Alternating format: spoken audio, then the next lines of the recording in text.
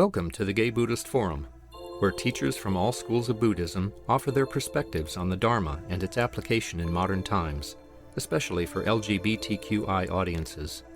These talks are offered freely to the world and made possible by appreciative listeners. If you would like to support our efforts to share the Dharma with underserved audiences, please visit gaybuddhist.org. There you can donate, find a list of upcoming speakers, or enjoy many hundreds of these recorded talks dating back to 1996. So before I introduce our speaker today, let's go around the room and introduce ourselves. Start my name is Jeff. Mark. Juan. Gary. My name is Michael. Adam. Gary. My name is Robert. Mark. Patrick.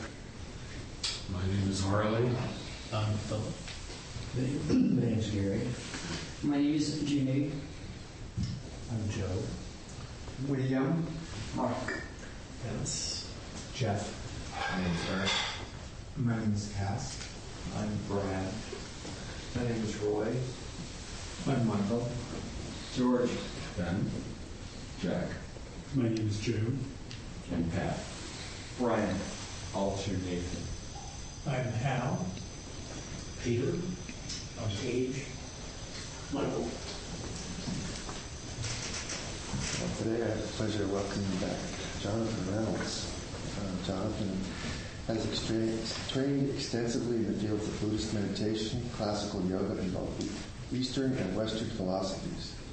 Jonathan earned his master's degree in holistic counseling psychology from John F. Kennedy University, and his ongoing interests are focused upon integrating the practices of meditation, therapy, embodiment, and conscious relationship. He is the co-founding editor of the Journal of Holistic Psychology, and he has a website you can visit at www.ayogishway.com. Welcome, Jonathan. Thank you. Well, thank you so much for inviting me back. I had such a good time last time, and in any relationship, it's good to know that the other side of the relationship feels similarly. So, you never know until you receive the feedback, right? You can have a great time, and things can go the other way sometimes. In thinking about today's topic, which is rounding truth's many edges, before I get into that, I want to talk just a little bit about listening to talks. And what I want to say is that as you listen to the talk, and sometimes my teacher recommends this, listen with sort of a Buddhist attitude, which basically is translated as don't believe everything you hear. Most of us sort of do it that intuitively, but sometimes when we don't do it deliberately, it can become kind of it can rigidify in some way and solidify and overly define us as somebody that just is automatically says no to new information, even though we don't do so consciously. So I invite you to reject what doesn't fit to your worldview, but to do so really deliberately and as consciously as possible, and to allow whatever does sort of resonate with you, let it fully in if possible. And that's easier said than done, to really be the gatekeeper of our own membrane, I guess I'll say. And so part of the reason I wanted to talk about truth's many edges and sort of what that means and how to round that is I've said that phrase so many times in talks, or when I was a full-time yoga teacher, I used that phrase all the time, and I really was applying it to myself in sort of softening the intellectual edges that I had personally. And by that, I mean, from a yogic perspective, the yamas, ahimsa, or nonviolence, comes before satya, or truthfulness. And that's really important. Truthfulness doesn't come first. Truth isn't the most important thing. And any of you sort of in psychological disciplines find that out, whether you're working with a therapist or a coach. The most important thing in the room is not what is true. It's how the individual holds it. So for myself personally, I kind of grew up in a family where it was very German, I guess I'll say, and German academia, where it was all about being right at the dinner table, and kind of who could sort of, be more right. And for me, that shift was really profound, that truth isn't the most important thing. Like, that's really, for me, that's earth-shattering. That just changed the way I was in the world. That actually kindness and the capacity to not be right was far more important. And satya is coded by ahimsa. Truthfulness is coded by nonviolence. It doesn't mean we sugarcoat it. It doesn't mean we dilute it.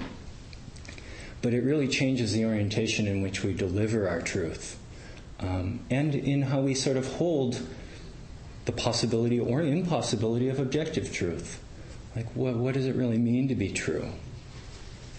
And for those of you that were at the talk the last time I was here, I really like to focus on pragmatically how we apply these things to practice. Like, right now, this is just all theory in a certain sense. So how do we really make this useful?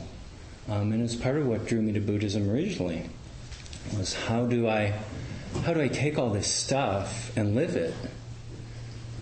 And so that's sort of the theme of today's talk, is how do I know when I'm diluting myself by sort of scattering my seed too widely, or when I'm focusing myself and making myself too rigid in my practice. And I had one teacher who said, I think at this stage in my practice I really viewed myself as a spiritual person, like I was spiritual. And the teacher said, he kind of called each student into his room and gave what he thought would be helpful, and he said, don't consider yourself a spiritual person. Because he knew I had rigidified around that identity. And that was really helpful for me at a certain stage in my practice. But at a further on stage, it was not helpful. It was really limiting for me to consider myself spiritual. It's part of why my teaching is now something like this, very informal, and not... I don't want Maya to happen around me. Sometimes you've seen that. I think I even said this at the last talk, is sometimes the line of Maya is around the teacher, because here's teachings over here, and then there's students. You guys are all students, and I'm teachings, right? Like, that's ridiculous.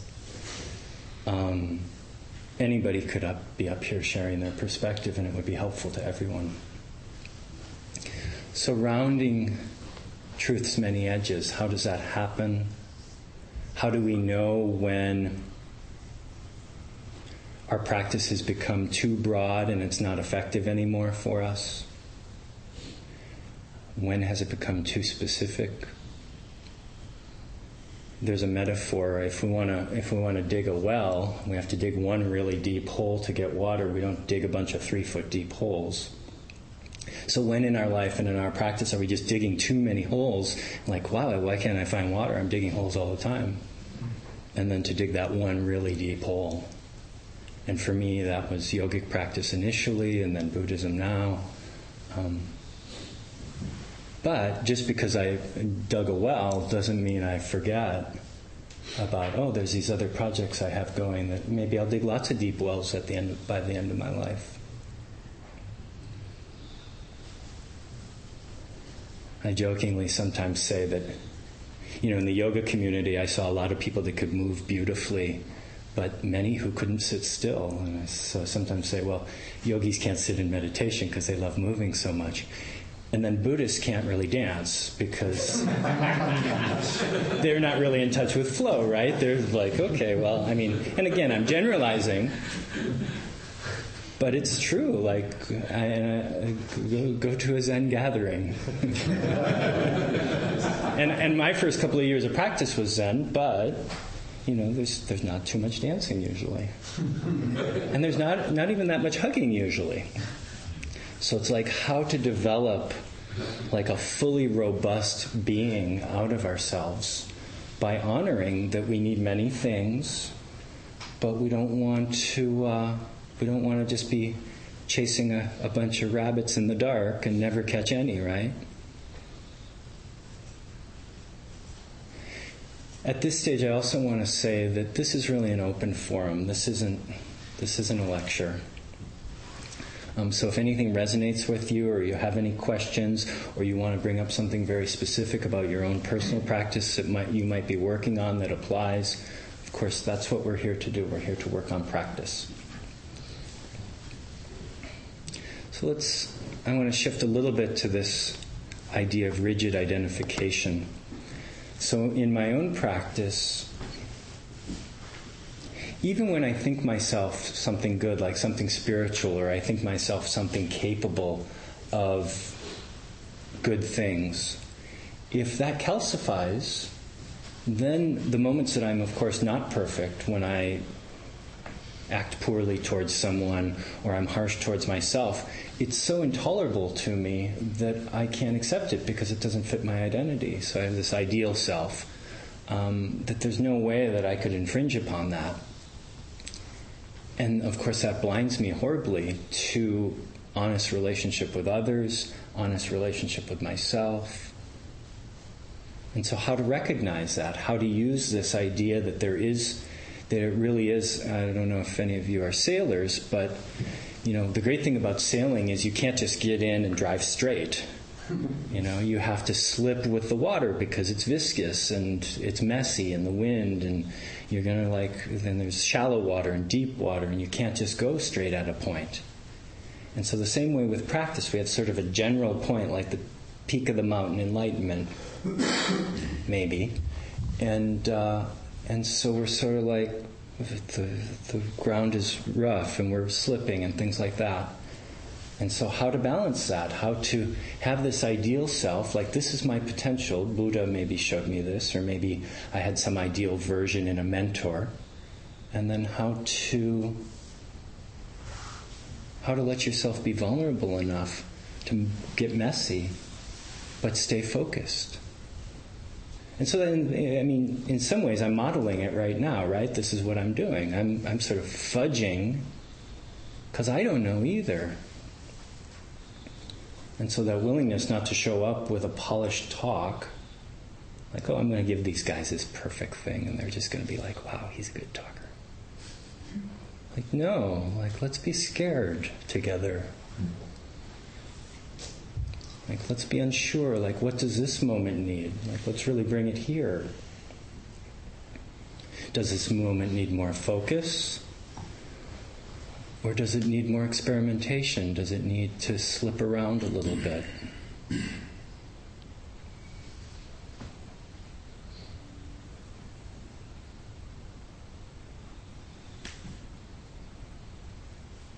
Does it need more entertainment or more dharma? And are they same or different? Is it either or?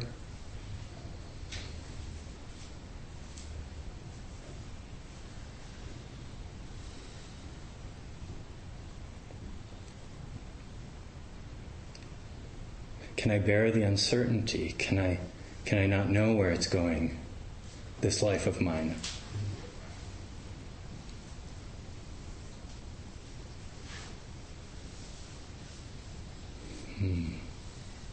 It's challenging. It's really challenging. When it gets real like this, I always know because all the hair on my arm stands up, and it's like, oh, something's scary and exciting. Like, wow. Wonder what all these people think of me. This guy.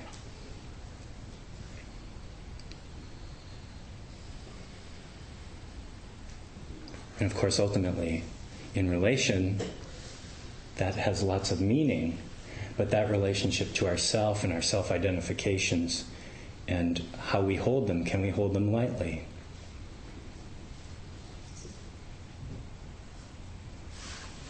When I was sitting in the practice initially, of course, sexuality comes up in this community a lot. And I was looking at one of the bulletins around, I think it was skillful sexuality or something like that.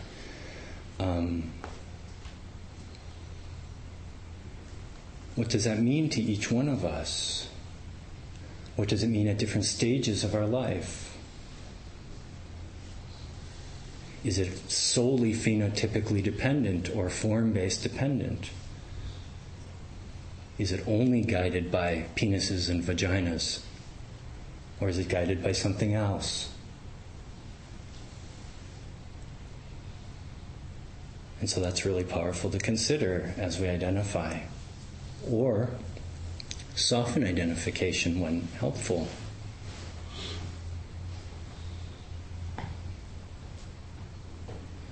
So just notice in this moment what's grounded and settled and what's not. What resists kind of settling. This talk is not so dissimilar to the other talk. In some ways, I only talk about one thing. I talk about presence and how we use it. And last time it was stabilizing and destabilizing our practice. This time it's focus and freedom, which is very similar. Slightly different emphasis.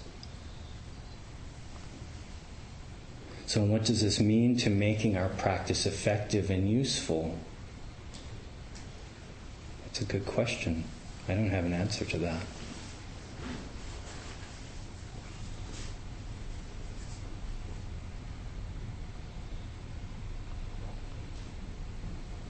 Sometimes it can be really helpful to take very tangible things like a personal inventory. So even in a meditative practice, to really sit down and say, what are my deepest values right now, and rank them 1 to 10. Lately for me, it's been people and nature are like 1 and 2, and they sort of do this.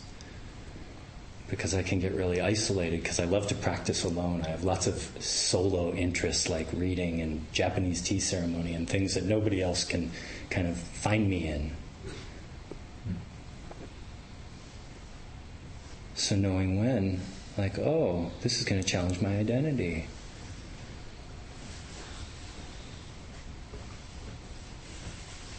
It's going to challenge my identity to sit with people that I don't know that well, but I feel connected to. I don't know personal stories.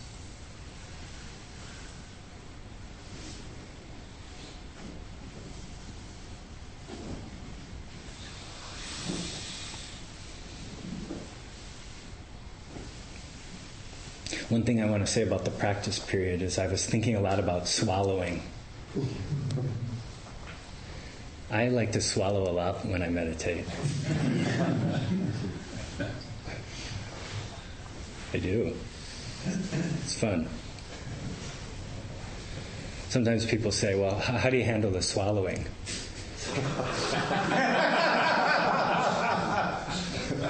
I say, swallow as much as you want. So how to give yourself that permission? Well, a perfect meditator probably wouldn't be swallowing, right? That person wouldn't have anything going on. They would be in a vacuum. And it's funny because I'm up here and there's sort of this idea that I'm facing a different direction than all of you. So wow, I definitely couldn't be a swallower. Like if swallowing's not cool, like no swallowing.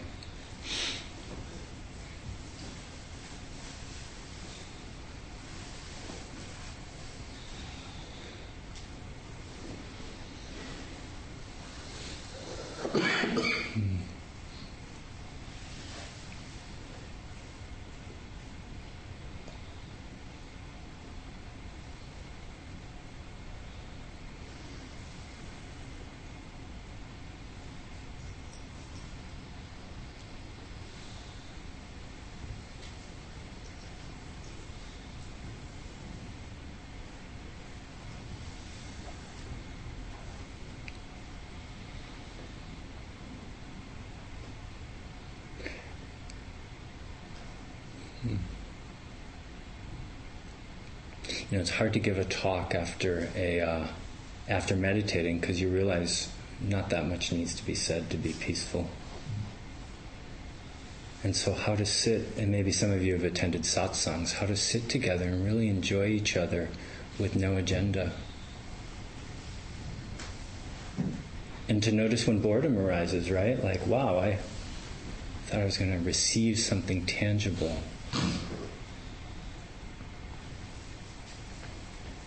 And proliferation happens.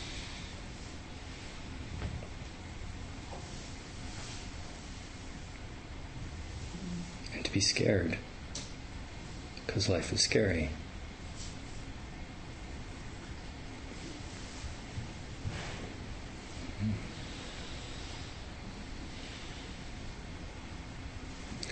I guess at this point I want to pose a question to the group. And that is, something about that question makes people sort of reorient and re-alert, or something happened, right? You can feel it in the room. Sort of, I'm on now, I have a question, so should I change? It's kind of like when someone says, sit in a meditative posture. Do you do something? Like, okay, just wait, I gotta get it. And I do something, like I kind of adjust myself. I'm like, okay, I'm here, I'm Buddha. But really, when there's a call to mindfulness, or there's a call to attention, it's not necessarily, it might be, it's not necessarily a physical reorganization, unless that's the identification. I mean, and lots of people identify that. The Dalai Lama, when he was asked what's the difference between Buddhism and Christianity, the Dalai Lama said, we have a posture that we pray in. That's the only difference. Of course, he's written books on the difference. But truthfully, like, that's one of the powerful things about making this practice pragmatic. And something we do daily is, I'm sort of like Pavlov's dog. When I see my meditation cushion in my living room, it's just like, oh, like, ding, like, I need to do some of that. That's where that happens. But so I'd ask you all the question, in your daily practice, and that doesn't assume that you practice every day, most people do not, and that's okay. In your practice, what have you found? What have you discovered that would be helpful to share? And don't evaluate it before you share it, because it will be helpful. But what have you discovered that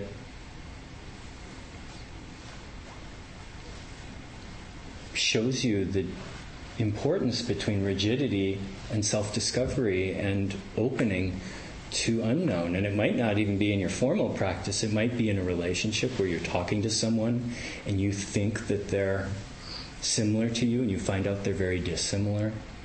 Or you think they're dissimilar and you find out they have a lot in common with you.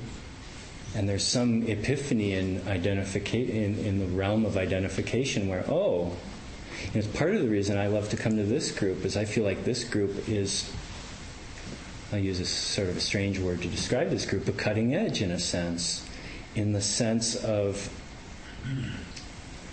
even in a place like the Bay Area in San Francisco, there's sort of a vanguard quality to, I don't even know if this word's right, but minority communities, because they're put in a position, sometimes negative, but advantageous in the sense that they get to create something new.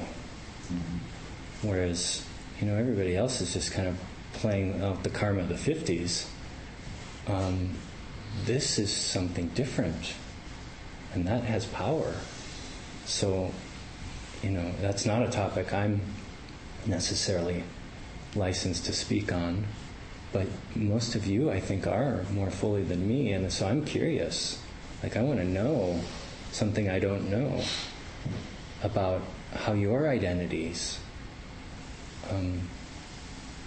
help you and hurt you.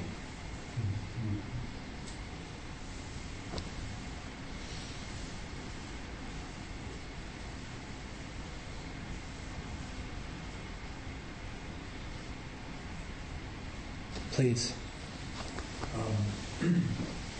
Well, in terms of my daily practice and its evolution, I would say that I've found myself on a path that has veered away from seeking perfection to accepting imperfection, and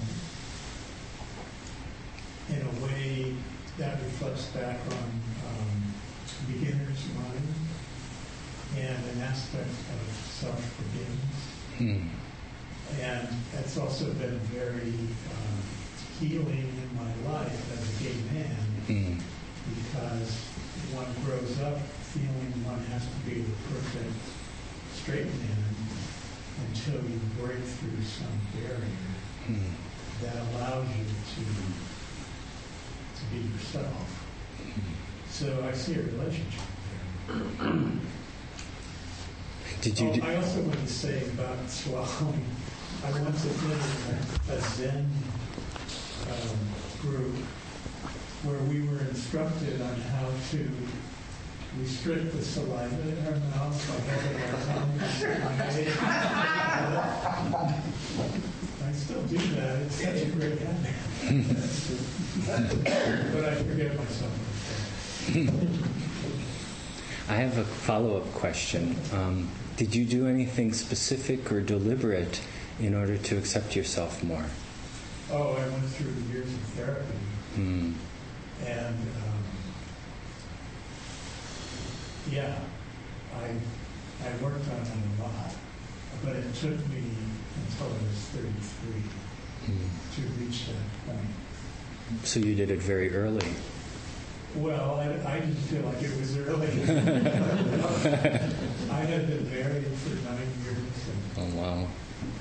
had to do a lot of work to rearrange my life to be who I was. Thank you. Please. Could you repeat the question?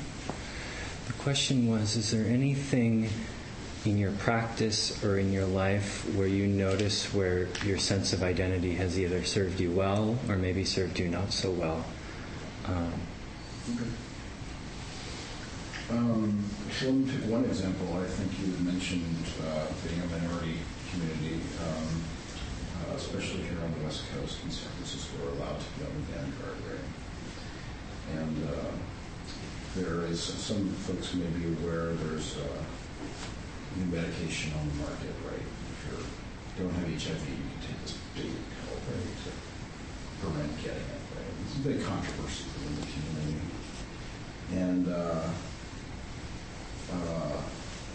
I've been sort of within my own friendship group within San Francisco, sort of been quite involved with trying to get the word out about this opportunity. And I see it as a way to potentially, after having many friends who have died of HIV or many friends who are still dealing with it, to potentially eliminate this within the next 20 to 30 years. And I think growing older, I'm now able to deal with some of the backlash, right? And some of the suppositions that people might make about me or my opinion or whatever. It doesn't matter if it is much, right? Because I can see the great good to this, and I can respect my own decisions, and I can respect other people's decisions about whether to take this pill or not. But it's fun to be able to lay that aside and to make what I think is a difference in the world in some small way. And there are many people in San Francisco who are trying to make this difference, right? So that's kind of fun. Right. So I have a follow-up. Like, what did you lay aside to be able to do that? A fear of judgment, right? Not necessarily lay that aside, but to recognize it. Whatever I might be judged for. Fear of speaking up. There was fear personally of taking the pill. First of all, that was started about a year ago. All right. Fear of talking about it in an open community. There are tons of people talking about it. I'd say fear. It comes down to fear. Do you notice any of that in the present? I mean, I want to tag that you're talking about it right now, and that. So there's a notice of some of it, but there's also this. So I want to, celebrate the fact that you are talking about it despite the fear. What does it feel like to be seen doing something good? Well, I mean, this certainly isn't the only environment, and certainly not the largest, right? So it's fun. There are people who have done much more good, in my mind, regarding this issue than I have, and it's really fun to see that too. Thank you. However, so. Thanks.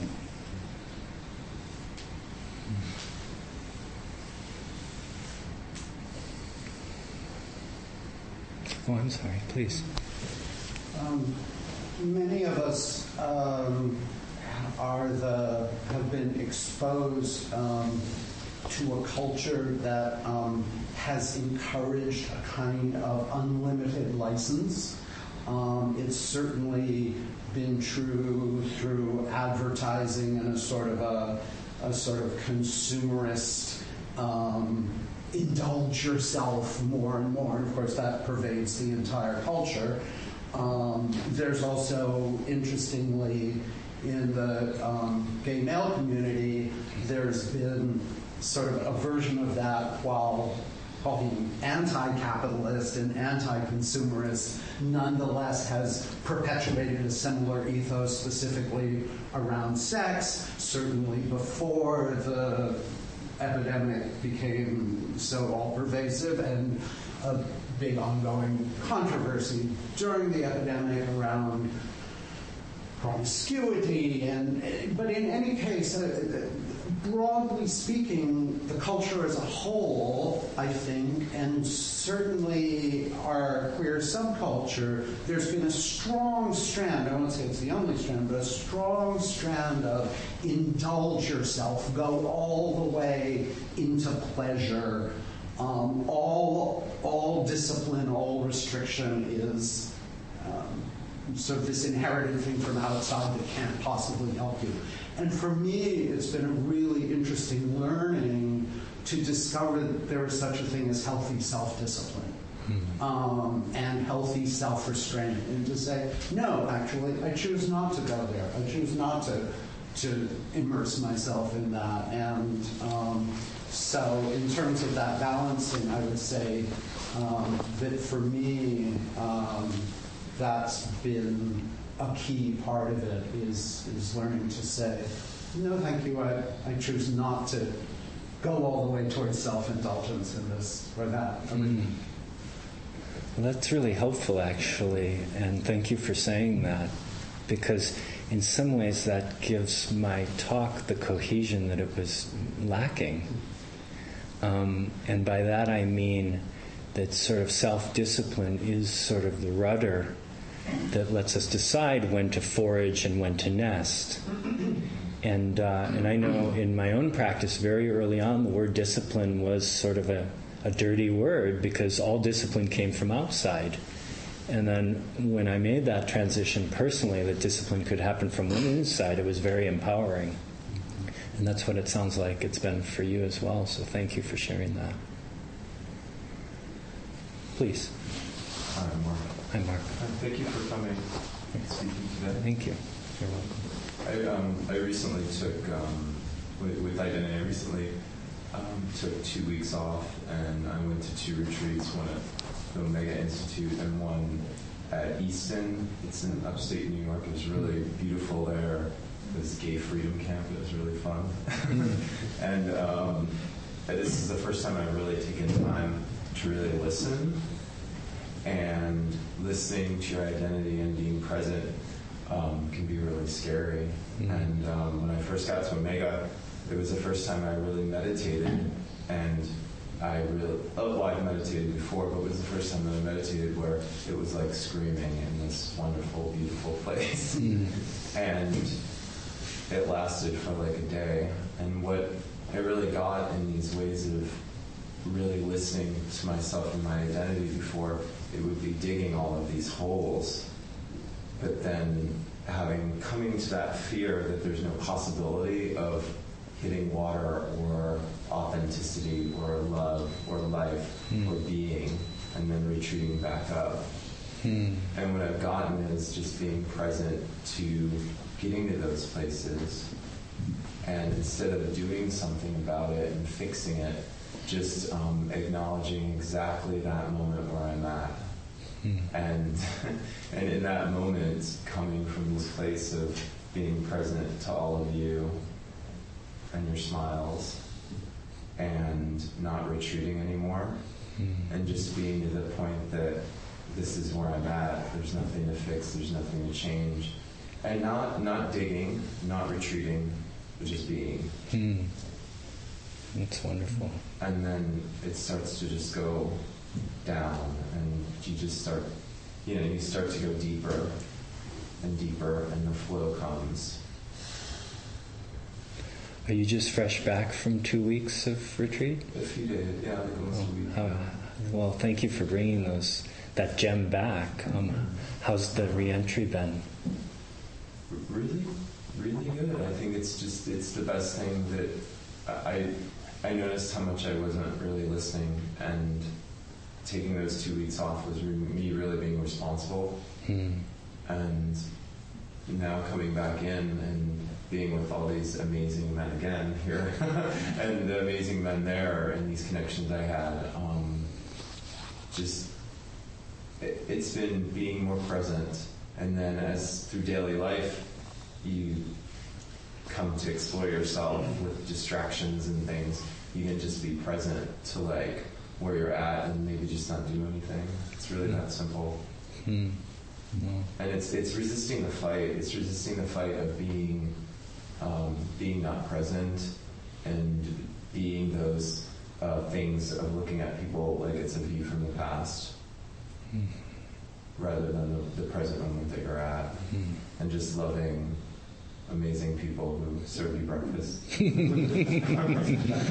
a smile, and then it ends up to be some of the breakfasts you've had, and some really amazing moments to be present to. Thank you.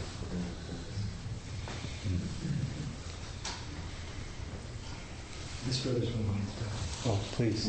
You're so kind. Thank you. So when it comes to identity, I think you talked about the vanguard, and I think the vanguard sort of shifts, and I think the challenge that I found and observed in others is this tendency. I'm Jewish by birth, and I identify as being gay, and I think there are similar challenges that even though I've lived most of my life in accepting environments, I notice wanting to present myself as a good gay person or the good Jewish person. And I think that, the dark side of marriage equality and the ability to adopt children, have children through surrogates, is that I think it creates, at least as I experience it, it creates this sort of subtle hierarchy of people who are more on the inside, people who are less on the inside. And so when I was younger and people would ask about religion, I would be very careful to say, I'm Jewish, but my family doesn't really practice. Or I'm Jewish, but we're very reformed. It's so reformed that our synagogue actually has communion and stuff. It wasn't true, but it was close to being true. Yeah. And I realize that when I identify, I'll be talking about my relationship, and that's often the way that I come out, refer to my partner, which is a lot safer, I think, for straight people than for me to say something that's about being, gay in some other way. And so I bristle quite a bit at when I hear the word discipline or self-discipline applied, because I know on myself the way that I experience it is sometimes I like to think, I'm engaging in restraint. I was like, it's impossible for me to tell at any given moment when I'm thinking, I'm engaging in restraint, if I'm actually engaging in restraint from some sort of inner thing, or if I'm just yet again engaging in some, it's not exactly internalized homophobia, but it's in the vicinity of internalized homophobia. And I see that in my friends who are other types of minorities. This friend of mine wrote an essay about how he's African American. He always gets followed around in music stores, unless he hums opera arias. And so he'll often find himself humming opera arias, even though he hates opera even more than I do. Right? But he sort of convinces himself periodically that maybe he really likes it. And so that's kind of the edge for me, is trying to figure out, in any given point, how am I presenting myself to others, and how am I sort of making those decisions. And it's often only sort of after it happened that I reflect upon it. Why did I say things in that particular way? Thank you. Thank you. Yeah, the idea of yama, or restraint, it's like pranayama in yoga, breath practices. Prana means life force, and yama means restraint. So how to restrain it skillfully so it gives us the maximal traction or growth or whatever we're looking to cultivate. So it sounds like you're right at that edge of how do I use restraint skillfully, and when can it feel as if I'm suppressing something with it rather than sort of funneling it.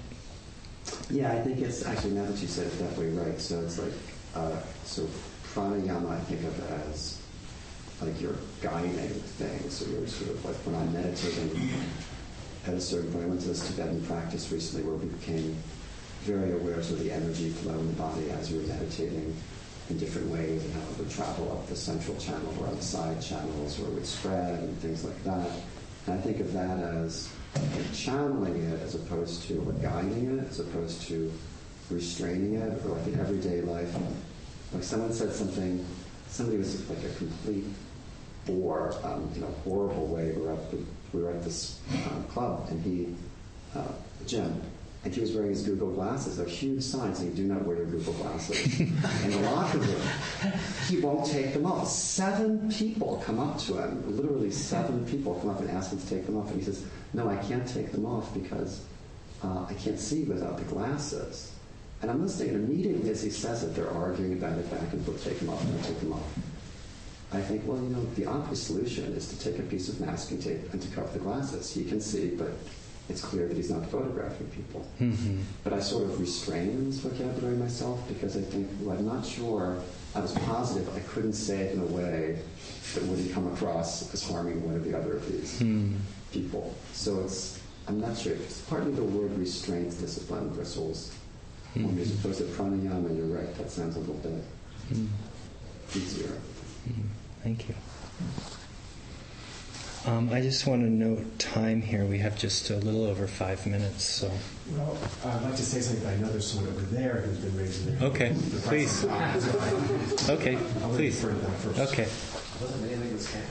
Oh, please. It's just, I guess for me, kind of blowing the circuits of identity is when I put on a dress, and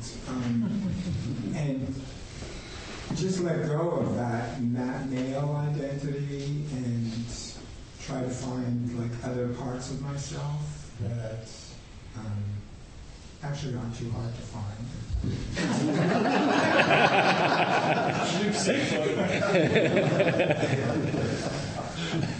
But it's like, letting go of that need to be successful or whatever it is that comes along with being a man in this culture, and just saying, okay, it's like, I'm going to be the ugliest woman you ever saw.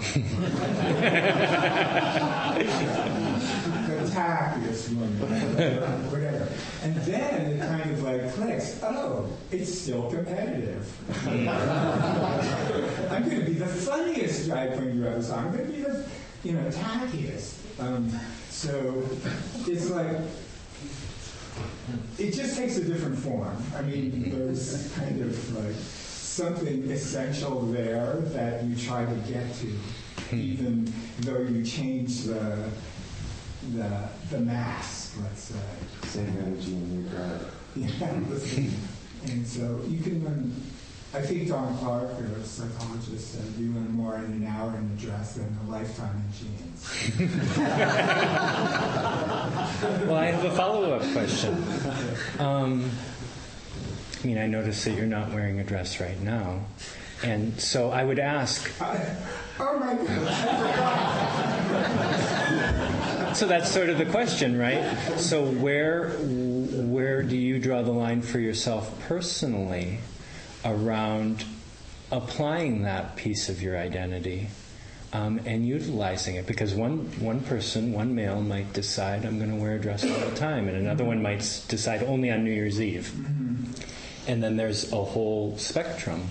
And so where for you is focus and experimentation. And not that you have to share particulars about your life necessarily, but I am curious about how you discern, how you know when to do which. That's a really interesting question. And I guess the kind of default setting is male. And that's what I generally will inhabit until I have a habit. Until I take, until it's more like events rather than everyday life. That I give myself permission and go to the trouble of doing something else, something behind. Thank you. After Mark. So I was at, excuse me for a minute, I was at the dentist the other day, and I had a temporary crown put on, and there was a 10-minute pause, and I decided to read a magazine. So I went out to the front room. They have lots of people magazines. There is a recent issue, the male issue, I'll call it, where the 100 most eligible bachelors, it's all about men. Okay. So I thought to myself, if I pick this up and bring it back into the room, and my dentist sees me reading this, he will think something of me, think something negative of me. So I did. I picked up the one that was the more traditional people magazine and put it back. And so he said to me, actually came in, he said, "Oh, isn't Jennifer Aniston so beautiful, blah, blah, blah, blah." So yeah, she is. So I'm kind of making a joke of it. It was just so interesting for me. This has happened my entire life.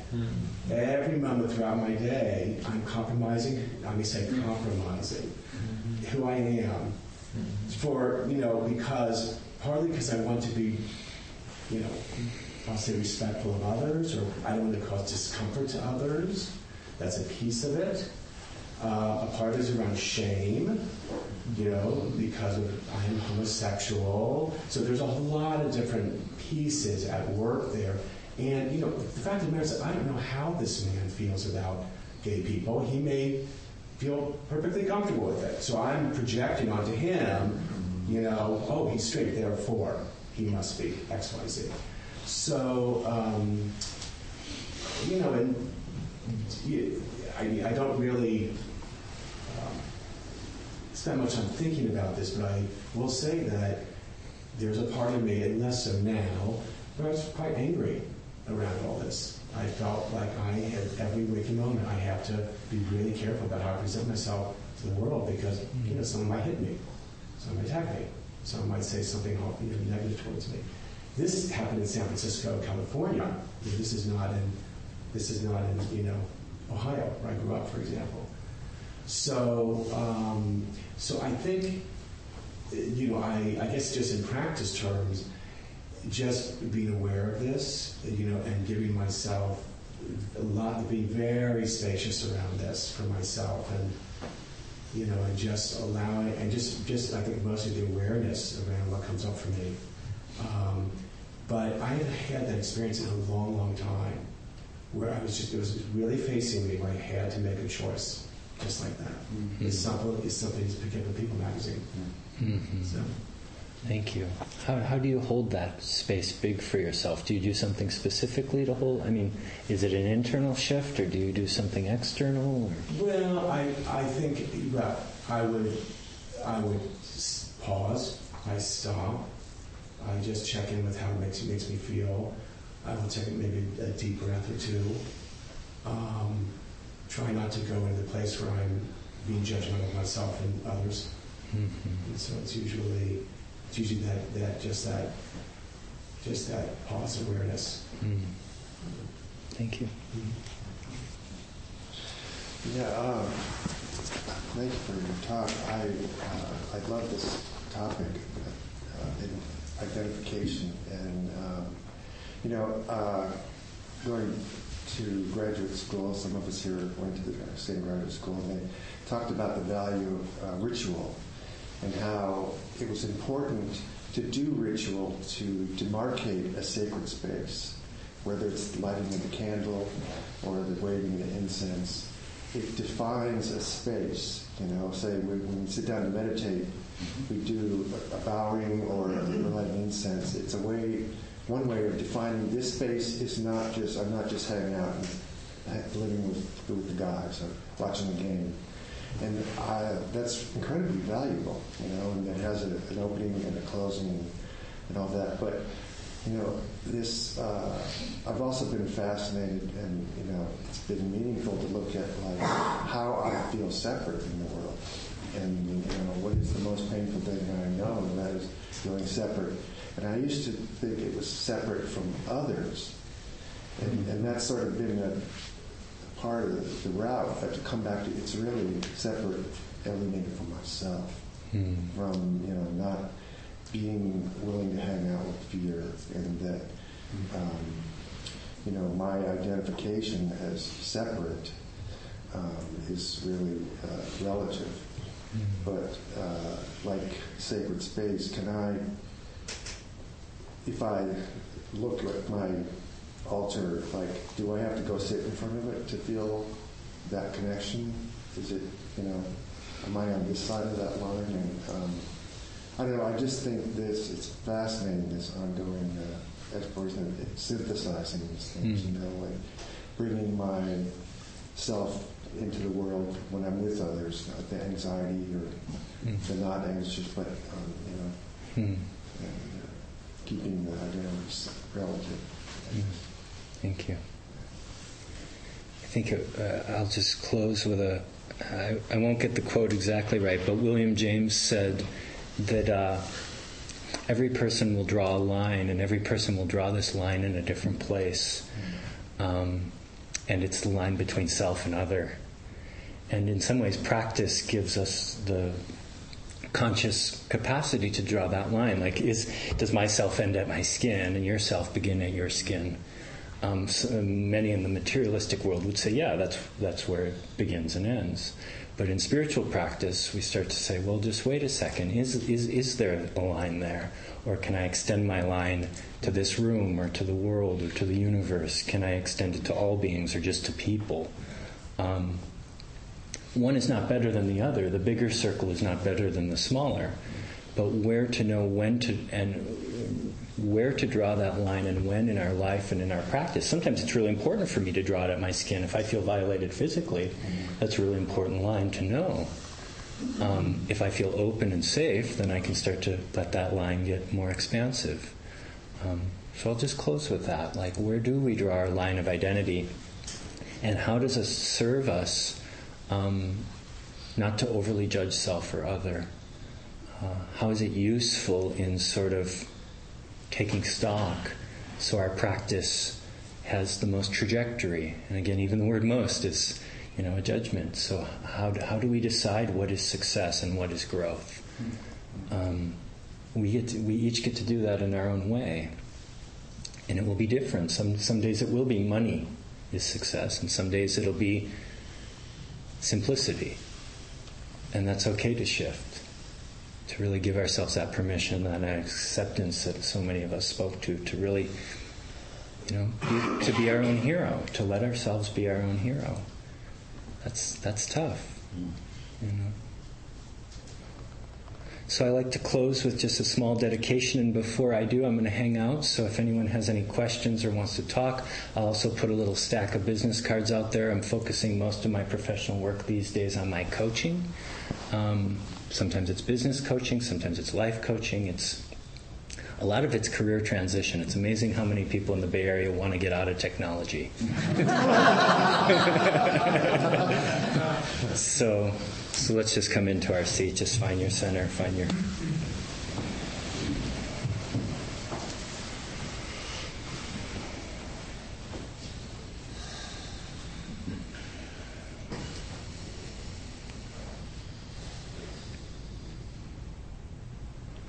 If any benefit or merit has arisen from this day's practice, let us offer it to the peace and well-being of all beings. May all beings be happy and free.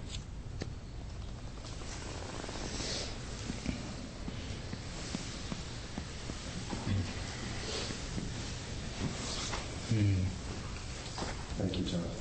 Thanks. So for announcement meditation, before we go, Gay Buddhist Fellowship does practice the principle of dana, which is defined as generosity.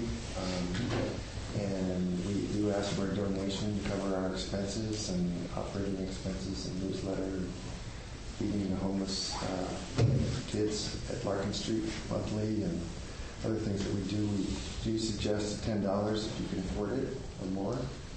There will be the host going around with the Dana Bowl. And also to say that there's no longer any Sunday parking fees. Thank God. So who else has an announcement? I have something to say about Dana. Yeah, good. In my own practice of Dana, at different stages in my life, I've had more money or less money or more need for money, or the circumstances are all different.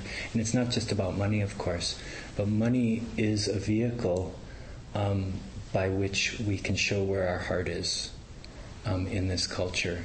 And one of the best things I found in my own Dana practice is to give until it feels generous.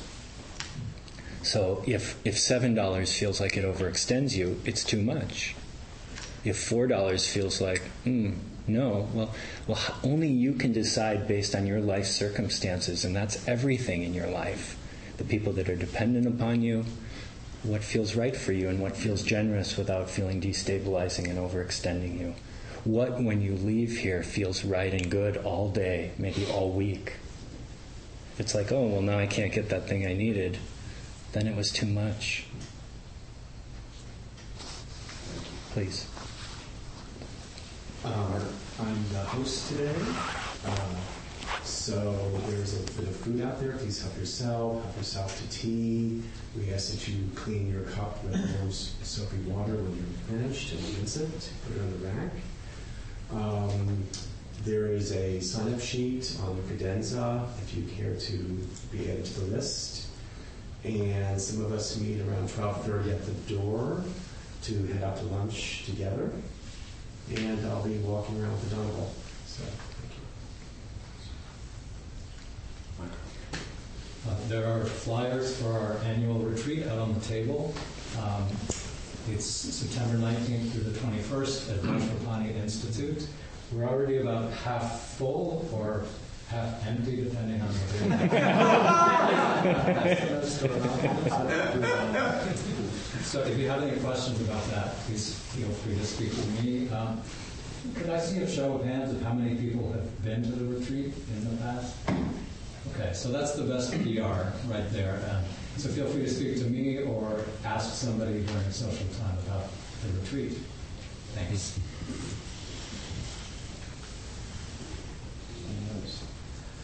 Okay, let's form a circle and close our space.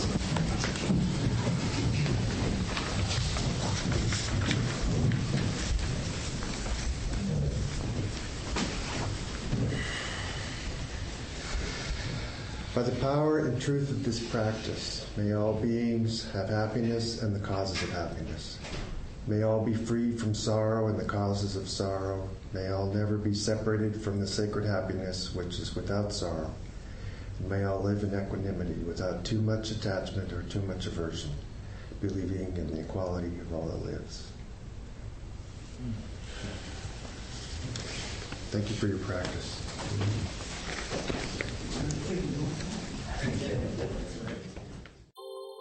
Thank you for listening to the Gay Buddhist Forum. If you would like to hear several new talks per month and be notified of upcoming speakers so you can participate live, please subscribe to this podcast, like us on Facebook, and join our mailing list by visiting gaybuddhist.org.